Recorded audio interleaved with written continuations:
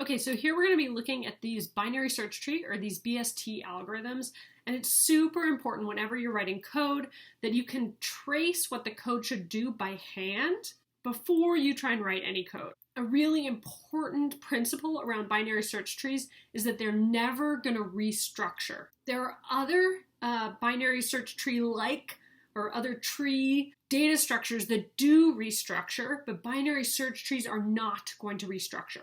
And again, in classes, sometimes you're programming to learn to program, and here you are programming to better understand the algorithms and these data structures. Okay, here we're going to go over the binary search tree find algorithm. Our tree has a recursive structure. Every node can have children. So we're going to use recursion to search for a node. And in general, we're searching for a key. So I'll refer to that as search key here. And then to distinguish the search key from the key of the node that we're looking at, we'll assume that each node has a node key. So if I find within the tree that the search key is equals to the node key, then I found it. And in the case of a map or a dictionary, I'm using a key to find a value, so I might return the value. If the search key is less than the node key, then that means that I need to look in the left subtree. If the left subtree is empty, then that must mean that it's not in the tree because anything less than that node key would have been to the left. And if there is a subtree, then I need to recurse on that left subtree. Okay, if the search key is bigger than the node key, then I need to look to the right. If there's no right subtree, then it's not in the tree, and otherwise I'm going to recurse to the right. So here I'm just going to walk down the tree, recursively searching at different subtrees. Okay, the insert algorithm is actually like super similar, so I'm leaving the same structure up there. And instead of saying, hey, you found it, you just update the value. When you find that the left subtree is empty, so it's not already in the tree, that just means you add that node as a leaf. So if the key is not already in there, that's when I get to this left subtree that's empty, I add it as a leaf. Similarly, when it's bigger than that node, I add it as a leaf on the right. Again, did you ever see and then it squeezes something into the middle? No. It only is ever going to add a node as a leaf. Because it only adds a node once it figures out that it's not in there. And it can only do that by finding a subtree that's empty. So just to review binary search trees, all the nodes have 0, 1, or 2 children. Nodes in the left subtree are smaller, nodes in the right subtree are larger. There are no duplicates, and we only ever add things as leaves. And we never restructure the tree. And you'll see in the delete operation that we're going to make really minimal changes so that we're not restructuring the tree. So that's even when we're deleting nodes, we're not going to see big restructuring. Let's look at that delete operation. So if the node has no children, then we can just delete it. Those leaves are easy to remove from a binary search tree, no restructuring necessary. If a node has only a single child, then we can replace that node with its child. That child might be a subtree. That's great. We can still just replace that node with the child. And if there are 2 children, okay, now we're in a more complicated scenario. So we're going to find the key that's just bigger than the node that we want to delete. And the place to find the node that is just bigger than the node that we want to delete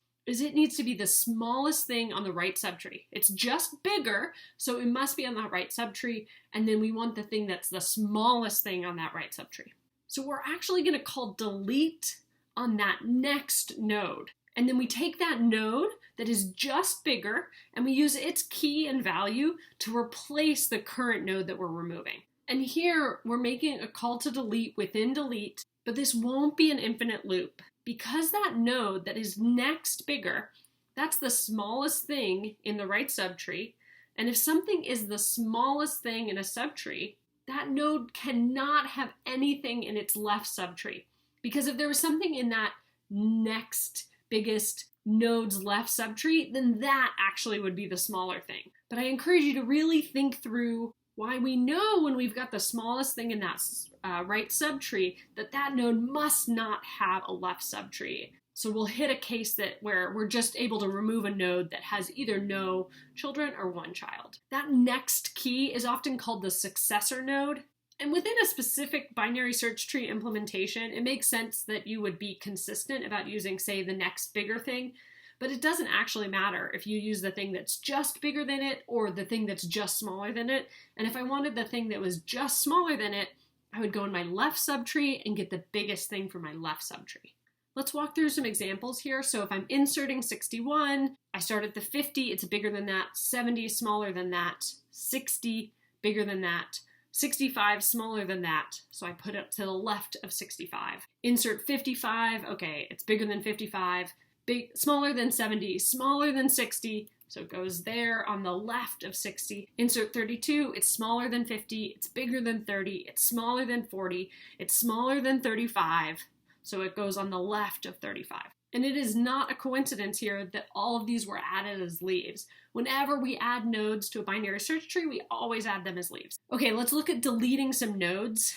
If I'm deleting the node 20, obviously I have to find it first, but let's assume that we found the node 20. It doesn't have any children, so we can remove it. And that's relatively not complicated. Similarly, deleting 60, okay, 60 has one child. And so what we're going to do when a node has one child is we're going to replace it with its child node. Let's look at a 2-node case.